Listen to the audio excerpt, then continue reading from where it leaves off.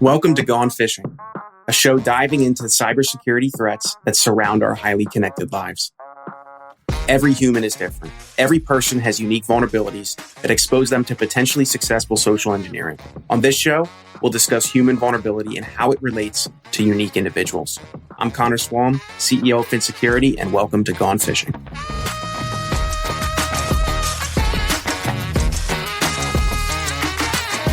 Hey everyone, welcome back to another episode of Gone Fishing. I'm your host, Connor, the CEO at Fin, and I am joined by the wonderful Kelcye Blankenship, the Channel Engagement Manager at CyberQP.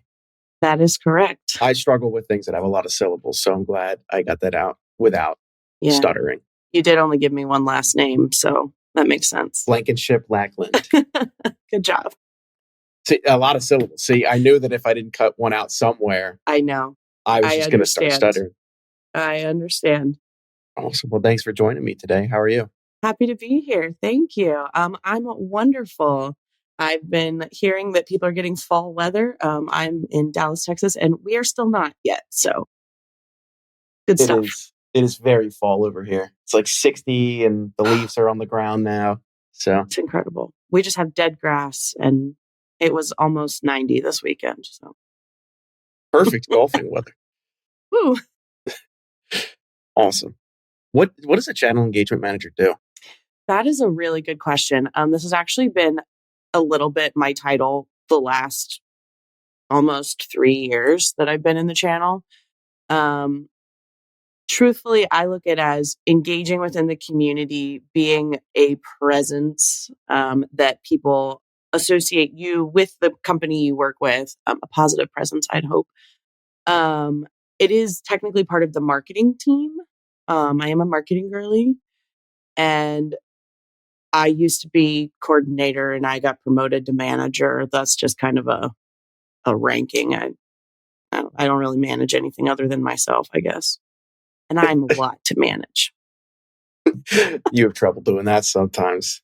So why bring other people into it at this point? But I think you're right. I think one thing that's unique about this industry is who you are, your brand reflects a ton. Like the kind of person you are.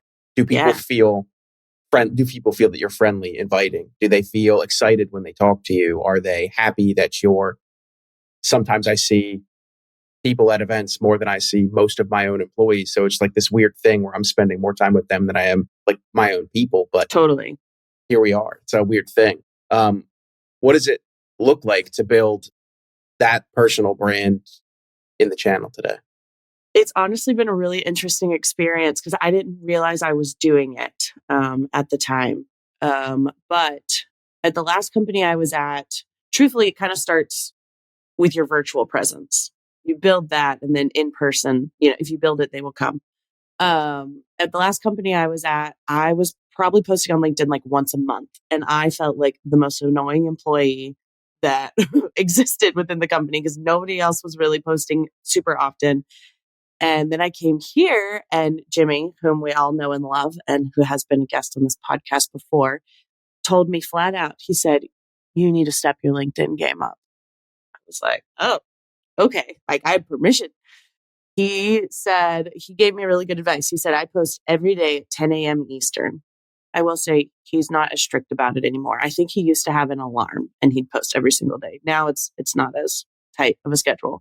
But I do not post that often. I don't post at a strict time, but I do post on LinkedIn almost every single day, sometimes multiple times a day. And I have had so many people come up to me in person and be like, I've never met you before, but you're at the top of my LinkedIn every time I open my phone. So I want to meet you. And I think starting, like I said, on the virtual end is super important, but then being able to back it up in person and being someone that people actually want to talk to and enjoy spending time with is honestly the most basic part of building that personal brand. I feel like there are a lot of people that know me through LinkedIn. So there's just like Connor from LinkedIn, and then they see me in person, like, oh, that's the guy. That's the that's the guy. Yeah. I imagine it's the same way. It's like, she's who I've seen talk on LinkedIn all the time. hopefully they don't think it's annoying. Like, some people think I'm annoying, but it's okay. I have had some people tell me, like, you do great work, but it's too much. Okay. Sorry. I don't even know what that would mean. It's like, if it's great, what makes it too much? I have been told I should only post once a week. I got too much to say, truthfully. And if you said it all, what would happen? Nobody would read it if I did it once a week in one big long post. Once a week in a big long post. Somebody you could do it in one of those like LinkedIn, like blog. Yeah. Articles. Sorry. I need to be more professional.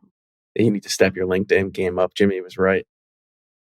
I'd say I've done all right. I will say, as a young woman, I don't accept just anyone on LinkedIn, because that's kind of internet safety. We've always been taught. I don't accept anyone I don't know on any platform.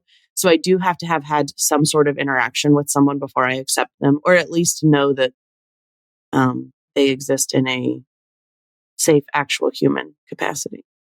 It's not the fake Ashley Cooper trying to get to you again. Right. Cooper. So this personal brand that precedes you everywhere you go, how do you make that authentic? Well, I think going back to not even realizing I was building it, just being truly who you are. Of course, you're always kind of tying it back to company values, whatever the company sells, anything like that. But still, at the end of the day, keeping it you, if that makes sense. I'd say personally, I use emojis.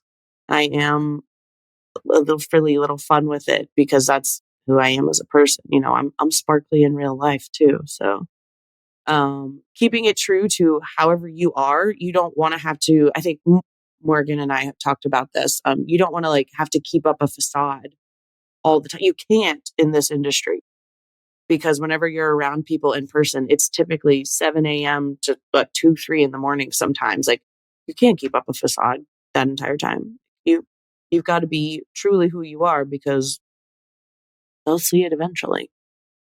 That is very true, that you end up spending so much time with people that if you're doing something or saying something online that's not doesn't align with who you are, when they meet with you, it's like, oh, this is a completely different person. It's an immediate turnoff. It's like a lot of people value the authenticity above and beyond anything else. It's like there's a few things before they get to, can this person's company help me? And it's, do I like this person? And are they being transparent and authentic? Totally.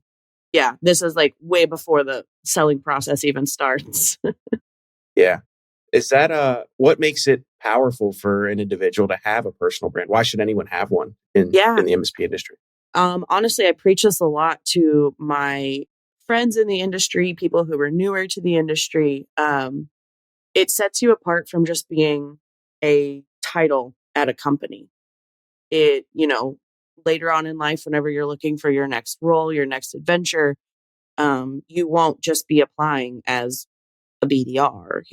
Like, if you have that personal brand, people know you, people like you, they will want you specifically. Like, the skills for a position will come, but your presence, your brand, your genuine self can't be recreated. So I think it adds a lot of value, not only in what you're doing now and building who you are, but also whenever that company gets taken out of who you are are still standing on your own 2 feet.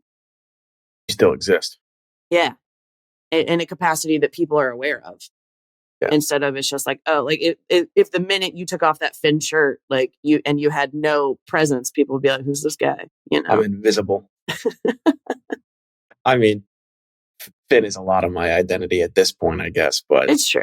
You make a really good point, is in the absence of the company you work at, it's like, do people know who you are, what you stand for, what kind of person you are? And I always, I forget who I was saying this to, it might have been Jimmy. People in this industry buy from people they like. Totally. Like, don't show up to sell. Don't show up to be a salesperson. Everyone can walk into a room and point them out, and they're usually they're dressed too business casual. You know what I mean? It's like there's business casual, and there's they're trying to dress down, but they're not doing it too right. Yeah. then you see them and you're like, well, I don't want to go talk to those people. I'm just going to get sold to the entire time. And I'm just trying to hang out with my friends and have interesting conversation and meet people again for the first time in sometimes years, or Yeah. spend time with my friends and my, employees and my coworkers. Yeah. I did have that like little note tucked away. People buy from people that they like. That I heard that during a fireside chat by Robert T. Ray. And it really stuck with me. It's like, oh yeah, that makes sense. Like, be Yeah, somebody that people like, and the sales will come. that's usually, or rather, it's like they'll want to associate with you. And Yeah. if you provide any amount of value as an organization or as an individual, maybe you're selling consulting or any service that you offer. It's like, well, if they like you, that's like 80% of the battle. The other 20% is, can you actually help them? Yeah. Well, I'd say if they don't like you, but you have a product that they like, the minute you've got a competitor, boom, bye. They're gone. Or the minute you no longer work at that company, Yeah. companies selling to other companies in this industry happens. It happened like 6 times last month. So I can't keep up. I can't either. I mean, I just get a little feed every week. I'll look at it. Oh, that's interesting. Neat. So it's like, I mean, the question I wanted to ask is, should a person make their personal brand around their company or themselves as an individual? And I feel like I know what you're going to say here. Yeah. Well, honestly, going back to Jimmy, before we worked together, he was at a company called Scout, and he was Jimmy from Scout. That was like his Reddit handle. That was like how you knew. I'm like, it's Jimmy from Scout. Like, I believe that's how he started most of his videos. And then once Scout was acquired, I remember there was this big like shakeup where he was like, I have to update my handle. Like, I have to change what I say. And now he is just Jimmy Hatzel as we know him and love him. So I'd say I don't know that I've ever been. No, I've definitely introduced myself as Kelcye from QuickPass, which we're not QuickPass anymore. So I'd say maybe that's a good start. People might know a brand before they know you, but you kind of grow into your own personal brand and then separate. Yeah, Unless it's your company. That's fair. I view it as an opportunity to like, all right, gravity. Let me explain this for a second. Gravity. There. Is this what it's like, Phil, doing a podcast with Morgan? Is this Yes. This is the whole thing? Yes. For those of you who don't know, Kelcye also hosts actually a podcast, and I'm not messing it up. It's the name, actually a podcast. That is what it's called. And I remember watching a few episodes, and it was a lot like this, just random song lyrics thrown in here and there. But so when you're building your personal brand, if you have 2 planets, they're both like gravity. If you have the Earth and like a pebble, they're both exerting forces on each other. The pebble exhibits a much smaller force on the Earth in general, but it's like they're both pulling each other together. So you're an individual and you're building your brand. It's not only an opportunity for your company to build their brand, but it's your opportunity to influence it.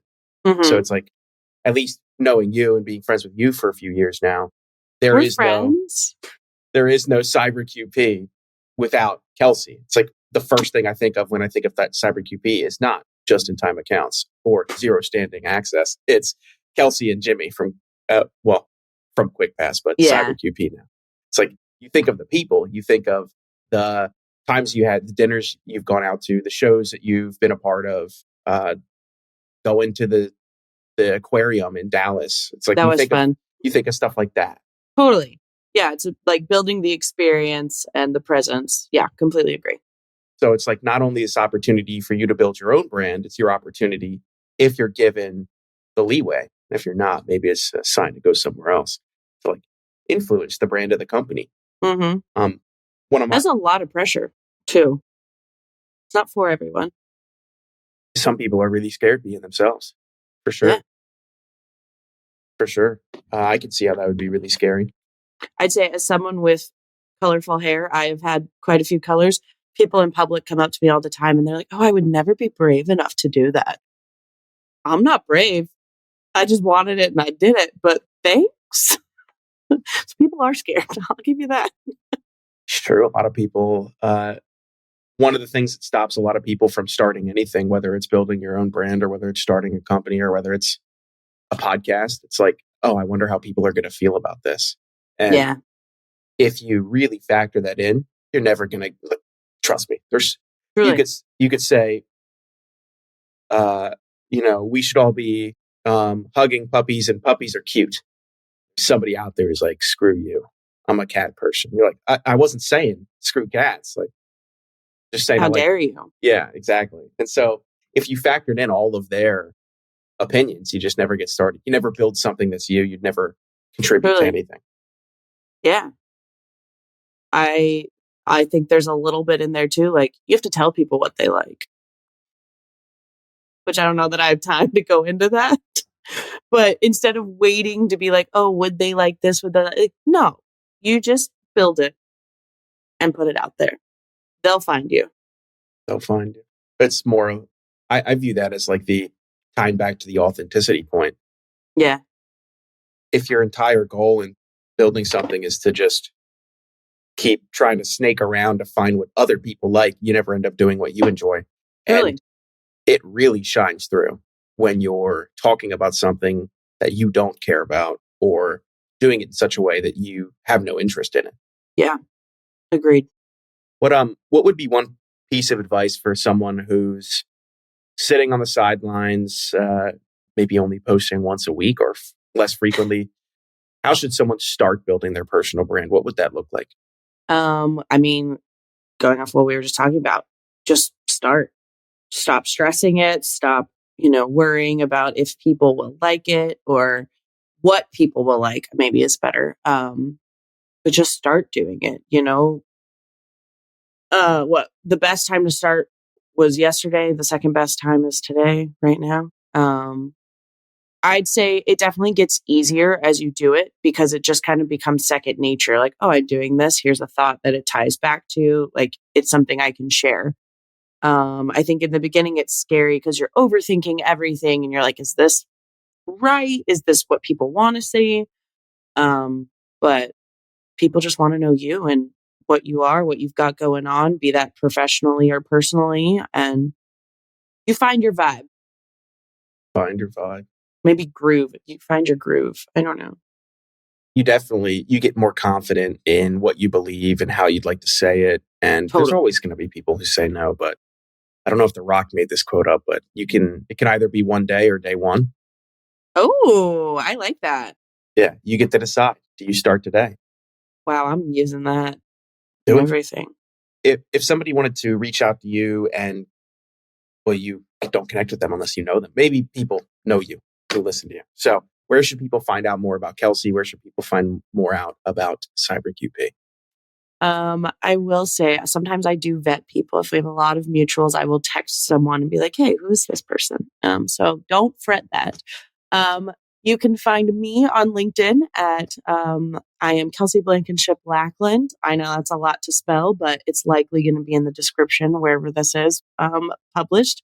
I am on Twitter/X. Stupid. At Kelcye at Work. I love being on there mostly now. Things have changed. CyberQP is also on LinkedIn, Twitter/X, Facebook. We're all over the place. We are at almost every industry event that is hosted. Big green booth, typically with lots and lots of people. We are all super fun and happy to talk to you about securing your privileged accounts and self-service password reset and all sorts of other fun things. Awesome. There will be absolutely links for Kelcye, for CyberQP in the description. So if you're watching or you're listening, you will be able to find both of them for sure. And thank you to all the hardworking people behind the scenes who do all of that. Hardworking people. Thanks so much for joining me, Kelcye. It was a blast getting to chat with you. And I know I'll see you soon at some event somewhere. Yeah. Thanks for having me. I quite enjoyed this. Awesome. Going fishing. Going fishing. Thanks everyone for watching. Thanks everyone for listening. And we'll see you next time. Thanks so much for tuning in to Gone Fishing. If you want to find out more about high quality security awareness training campaigns, how to launch them in ways that actually engage employees to change their habits, then check us out, FinSecurity, at finsec.io. That's PHINSEC.io, or click all of the wonderful links in our show notes. Thanks for fishing with me today, and we'll see you next time.